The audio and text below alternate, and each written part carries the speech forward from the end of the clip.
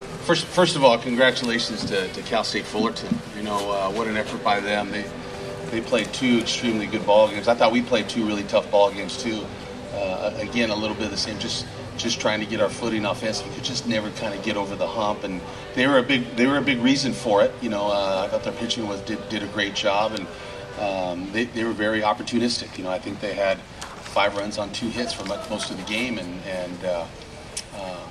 but again, congratulations to them. They'll represent this regional well at the next step. And we played them earlier in the year, and they're a different team and much improved. And a lot of that goes to Coach Vanderhook and his coaching staff to getting them there. But this group, as far as our team, it's a sad ending for our club, because what a great year, and what a lot of fun that this team. They took us on a great ride. Some of the greatest wins I've ever been associated with we've had this year. Just comebacks out of nowhere. Had a Pac-12 championship that they'll never take away from us. And sometimes you get into tournament baseball and you just don't hit your stride like you'd like to. And we fell victim to that a little bit. But God, the effort was there, and our guys were fighting to the end, just trying to find themselves. I thought our pitching staff did a great job of giving us an opportunity to win, and we were just a little bit short as far as hitting our stride. David, what was Tanner Bybee throwing, and what did you think of Brandon Cooper's strike? Because it was obviously a big point of contention. My kids, our kids seem to be reacting to the strike zone, and I probably wouldn't be able to tell until I get a chance to look at the film. But it seemed a little loose in the sense that our guys were, just a little bit upset, and it just could have been the emotions of the game, I'm not going to say that's exactly the reason that for our misfortune, but obviously there was some attention put to it just because of the emotions our players were reacting with. Well, Brandon, aside from the umpires' calls, what did you think of Bybee and your inability to get anything going against him? Well, yeah, I thought he hit his spots. He's pounding the zone. Maybe getting a couple extra calls that we probably didn't like, but he pounded the zone, and he was able to throw his fastball and his curveball for a strike, get us off balance, mix it inside and outside. We just couldn't make the adjustment quick enough. How disappointing is it to lose here, for the second straight year of the same team? Yeah, it sucks. There's no real other way around it. It's been so much fun playing with these guys.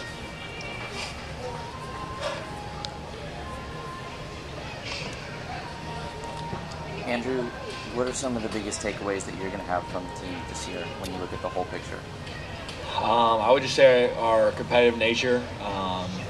As Coach mentioned, we've had some great wins this year in big spots, pressure situations, guys coming through, and not only old guys like Brandon, but younger guys who will have a bright future in the program. So I would say our competitiveness has been a strong takeaway for us, and something that we'll look to build off of next year.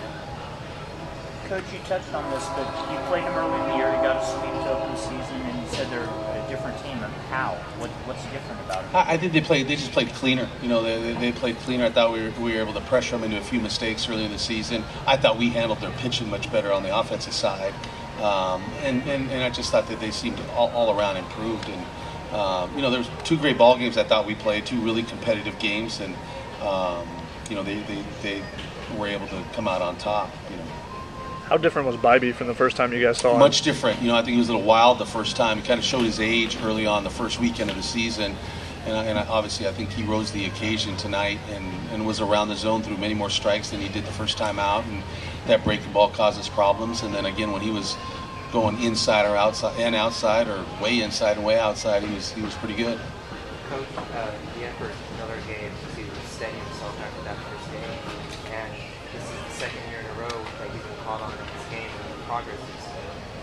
Yeah, that was big for us. We were going to be running on fumes a little bit in the bullpen, and even if to get to another game, and we had to empty that out by the end of the game. We're trying to hold Gretsch back and weren't able to do so. In a couple swings, the kid Cardinal hit the 3-run homer, and like I said, they had 5 runs on 2 hits. They were very opportunistic and made the most of them. But again, my hat's off is to my team. I'm really proud of those kids, and I think that they, the camaraderie and the closeness of our team and the culture that our team showed, the competitiveness, and very disappointing to lose. And again, coming off of last year's regional as well. But there's a couple times this year until Brandon got back healthy, there was only one player on the field who had any significant time a year ago, and it was Nico Horner. And then when Brandon was able to come back, we had 2 players who played a year ago. So almost with complete turnover in the program, we got ourselves into a really competitive position and probably, a run away from getting to being in the driver's seat rather than going back to the losers bracket. 2 more questions, guys. Yeah, it's tough to look at it right now, but you tied the record for the fewest losses of a Stanford team, tying the 1990 team. Any reflections on that? Yeah, again, it's just a tremendous year by our kids. Just extremely competitive, and I also have to mention my coaches and assistant coaches. I mean, unbelievably prepared for every ball game, and the reason we were able to hold them down and be in the right positions to defend even all this weekend was our coaches do a tremendous amount of study and film study and scouting and trying to put our kids in the best position, and also training them to be competitive, get them ready to play. I don't think I've ever had a team as prepared as I've had this year, and that goes to my assistant coaches. 11 runs in 4 games in this regional. Is it why the pitching you faced or what? Yeah, I don't think so. I think when we're at our best, it really doesn't matter who's pitching. I think I think coming off a weekend where our kids were really trying really hard up in Washington, to get that Pac-12 championship, I think we just, got ourselves in a rhythm where we were just pressing a little bit. And it's tough to get out of that and get back to that really relaxed feeling, at the drop of the hat, especially when the level of competition raises when you get to the regionals. So we just couldn't get to that one point where we just kind of hit the ground running and hit our stride, because we've been such a good offensive team throughout the whole year and be able to generate runs and get some big swings. And the reason we've got those wins is we found a way to score runs when we needed to. Thank you, guys.